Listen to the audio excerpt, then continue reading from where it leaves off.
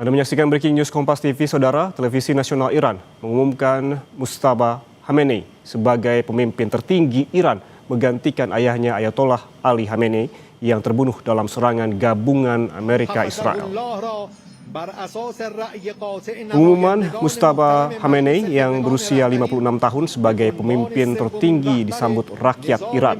Menunjukkan Mujtaba dilakukan saat perang Iran melawan Amerika dan Israel masih berlangsung.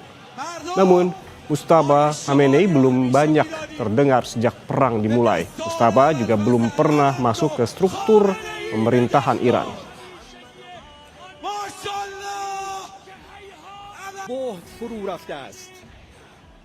تحلیلگران پنتاگون که روی نقشه ها خیز برداشته بودند قاطع مجلس خبرگان حضرت آیت الله العظما سید مجتبی خامنه‌ای رهبر عزیز ما ولی فقیه ما الله اکبر.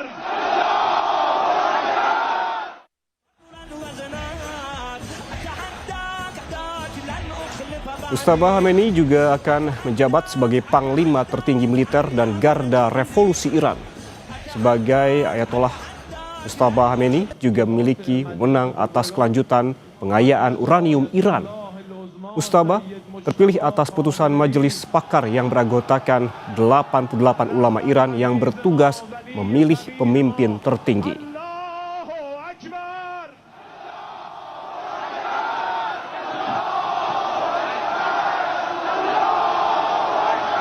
Allahu Akbar.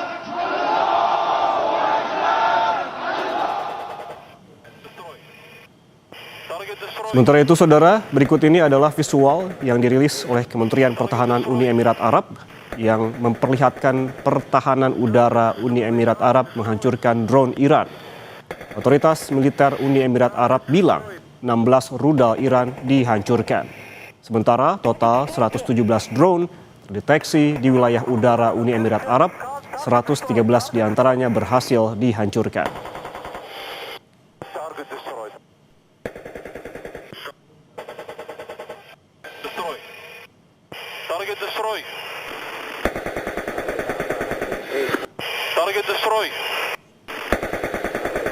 الساعة 6 الصبح عرفت شو هي والمجزرة اللي صارت طابق بناية من 3 طوابق فيها 14 شهيد و6 جرحى. عرفت كيف؟ يعني انت نحن على كل حال معودين، يعني هذه اسرائيل معودين عليها نحن مهما عمل، بس ما بتأثر علينا لو مهما يكن.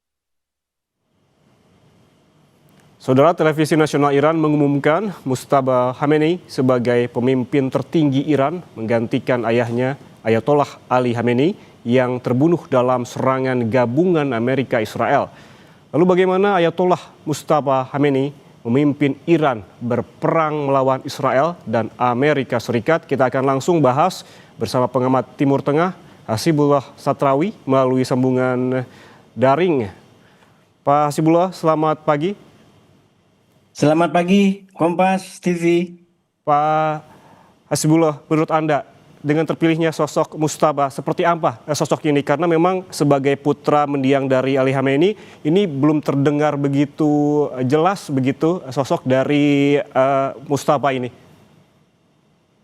Ya, akhirnya pemilihan ini, pengumuman ini dilakukan oleh Iran. Saya terus terang semenjak 2 hari 3 hari setelah perang ini berlangsung, sejak hari Sabtu kemarin 28 Februari itu menunggu ini kapan, apakah ini akan terjadi pemilihan pemimpin tertinggi atau tidak. Karena bagi saya nanti mungkin kita bisa urai satu-satu, ini punya makna yang sangat penting, makna strategis, makna politik yang juga akan berdampak bagi Iran dan mungkin berkaitan dengan negara-negara regional dan global secara umum.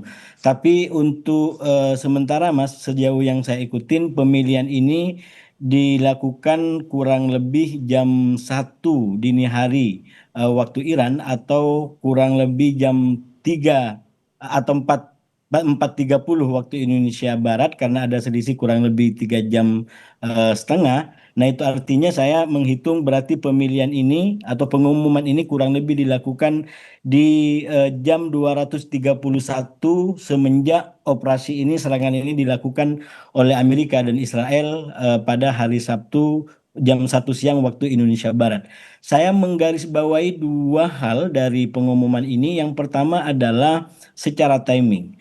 Kalau ini dilakukan pada jam 1 dini hari dan terutama pada saat masyarakat Iran merayakan penyambutan Lailatul Qadar, maka ini sungguh timing yang sekali lagi tidak hanya punya makna politik dan itu sesuai dengan tugasnya, bahwa pemimpin tertinggi Iran bukan hanya semata-mata pemimpin politik, pemimpin angkatan bersenjata, tapi juga beliau adalah pemimpin spiritual tertinggi. Dan kalau dalam tradisi Islam, jam 1 malam atau pertengahan malam itu adalah waktu yang paling istijabah. Apalagi ini dilakukan pada momen penyambutan Lailatul Qadar yang dalam keyakinan umat Islam secara umum itu momen yang jauh lebih baik daripada 1.000 bulan. Nah, ini tentu juga punya makna dan kita harapkan ini juga ditangkap oleh negara-negara regional dan juga global, bahwa kalau ini diambil momen Lailatul Qadar maka bisa juga dimaknai bahwa ini diharapkan bisa menjadi kebaikan, karena Lailatul Qadar itu adalah malam kebaikan, bahkan juga bisa disebut sebagai malam keberkahan dan malam perdamaian. Karena dikatakan salamun hiya hatta matla'il fajr, bahwa di malam Lailatul Qadar itu akan penuh dengan perdamaian, dan semoga ini menjadi semangat ke dalam bagi Iran untuk bagaimana mengelola keadaannya ke depan dalam semangat perdamaian, dan juga menjadi pesan yang sangat kuat keluar termasuk ke regional negara-negara Arab Teluk dan Timur Tengah, bahwa ini ada upaya, ada ikhtiar untuk katakanlah menyulam kebaikan dan perdamaian-perdamaian ke depan.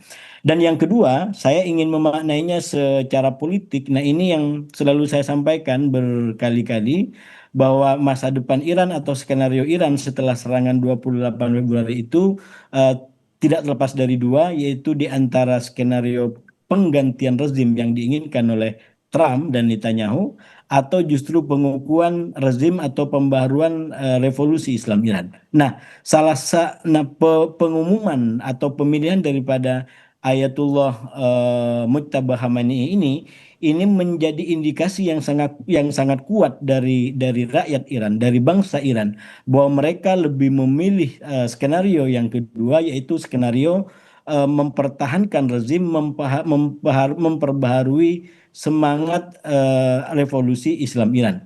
Karena itu yang dipilih adalah Mujtaba Khamenei. Kita tahu dari beberapa kandidat yang beredar sebenarnya ada banyak, minimalnya ada yang jauh lebih akomodatif, yang jauh lebih katakanlah lebih lebih apa namanya, lebih terbuka termasuk dengan Barat.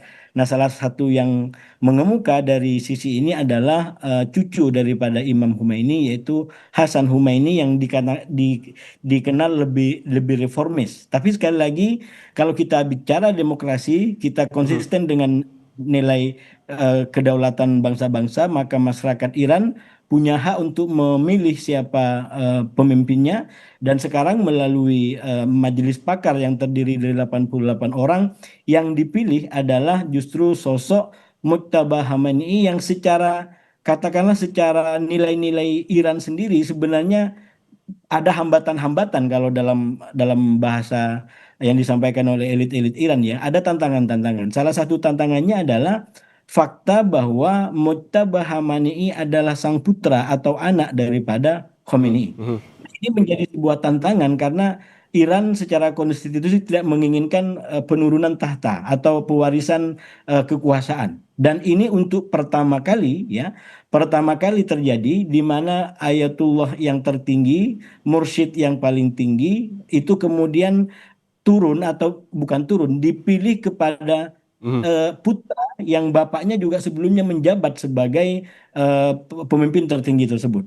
Dan ini satu yang menurut saya tantangan yang dihadapi oleh para ulama, para pemimpin di Iran. Dan yang kedua yang mengemuka dan cukup keras menurut saya juga perdebatannya tentang mekanisme pemilihan. Secara konstitusional, mekanisme pemilihan itu dilakukan harus secara langsung, secara in person. Dan persoalannya sekarang menghadapi situasi yang susah untuk melakukan pertemuan secara langsung. Karena itu perdebatan-perdebatan yang terjadi sebelum pengumuman ini, bagaimana nanti kalau pemilihan Ayatullah Mujtaba Khamenei ini dilakukan tidak secara langsung? Bagaimana tingkat penerimaan? Nah, rupanya pada akhirnya ketika ini diumumkan berarti paling tidak mayoritas daripada majelis pakar ini sudah apa ya namanya ya, mampu melampaui dan mengatasi kendala-kendala tadi, walaupun sekali lagi itu tetap menjadi sebuah catatan, tapi mungkin karena situasinya yang darurat, situasinya yang memaksa, maka kemudian tidak harus pemenuhan 100% sebagaimana pada zaman sebelum perang. Ini kan zaman-zaman perang. Nah, pesan dari situ justru lebih kuat bahwa ini memang sengaja memilih sosok yang bernama Mujtaba Khamenei, walaupun dengan catatan tadi yang artinya semakin mengukuhkan pesan perlawanan, pesan pengukuhan dan pembaruan terhadap revolusi Islam Iran.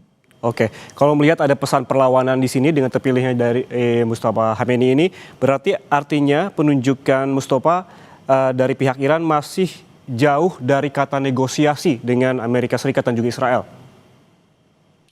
Ya, tentu bisa dipahami demikian, tapi juga kalau dikaitkan dengan momennya seperti yang saya sampaikan tadi, momen yang dipilih untuk mengumumkan keputusan ini adalah momen yang menurut saya justru penuh dengan kebaikan daripada peperangan. Lailatul Qadar itu sejarah atau semangat tentang kebaikan, tentang perdamaian, tentang keberkahan. Dan saya berharap ini juga menjadi komitmen dari masyarakat Iran secara umum bahwa ke depan akan ada apa namanya pola hubungan yang mungkin lebih dialogis, lebih terbuka dengan negara-negara tetangga, termasuk juga dengan negara global.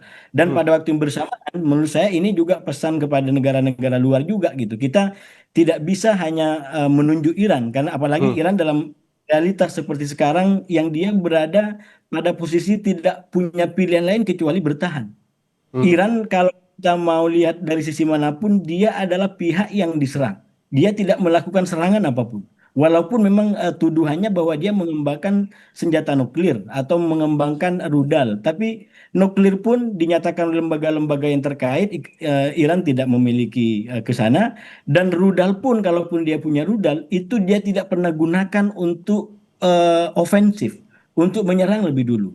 Sekarang menjadi keluar rudal-rudal itu karena Amerika dengan Israel yang melakukan penyerangan. Jadi sekali lagi kita harus baca secara berimbang bahwa ya memang Iran ini menjadi menakutkan dengan senjata yang dimiliki, tapi dalam konteks membela diri menurut saya belum ada norma-norma yang dilanggar di situ. Dan kita juga menekankan kepada Iran sekali lagi agar tetap mengedepankan upaya-upaya diplomasi, cara-cara damai, terutama kalau nanti ini sudah berakhir sehingga keberkahan dan perdamaian itu bisa dipertahankan. Nah, pada waktu yang bersamaan kita juga harus kasih pesan kepada katakanlah Amerika, Israel dan negara-negara lain di luar yang katakanlah sekarang mulai mempertimbangkan untuk bergabung dengan koalisi yang menyerang Iran untuk kalau menurut saya, mari kita kembali kepada nilai-nilai yang mengatur kita semua. Nilai dan peraturan internasional, nilai tentang demokrasi, nilai tentang menghormati bangsa-bangsa. Walau bagaimanapun ya, ini apa namanya, Iran punya rudal seperti itu. Sekali lagi dia tunjukkan bahwa rudal-rudalnya hanya dilakukan dalam konteks membela diri. Tapi kita juga pesankan kepada Iran, kita semoga ke depan bisa istilahnya mengelola. Kalau dalam konteks Iran kan ini sama, Iran dan Amerika kurang lebih menganggap yang lain adalah ancaman. Nah, sekarang harus mengelola secara logika akal sehat dan kemanfaatan bahwa ketika perang terjadi seperti sekarang justru yang terjadi adalah dampak yang lebih besar lagi. Yang awalnya mungkin masyarakat tidak terlibat daripada sakwa sangka atau tuduhan yang disampaikan, tapi dengan perang ini meletus seperti ini, kemudian punya dampak kepada masyarakat yang ada di pelosok, katakanlah di Pulau Jawa, di Pulau Sumatera, di Afrika atau dimanapun gitu. Jadi sekali lagi ini harus menjadi proteksi bagi semua dalam rangka menghadapi satu persoalan yang ada. Gitu. Baik, berarti pilihannya bertahan begitu bagi Iran, namun dengan terpilihnya juga Mustafa ini, menurut Anda apakah perang akan bertahan lama karena melihat juga dari sisi lawan serangan terus memombardir Teheran dan juga wilayah lain di Iran. Tapi jangan dijawab dulu Pak Hasibullah, kita kembali sesaat lagi tetap bersama kami di Breaking News Kompas TV.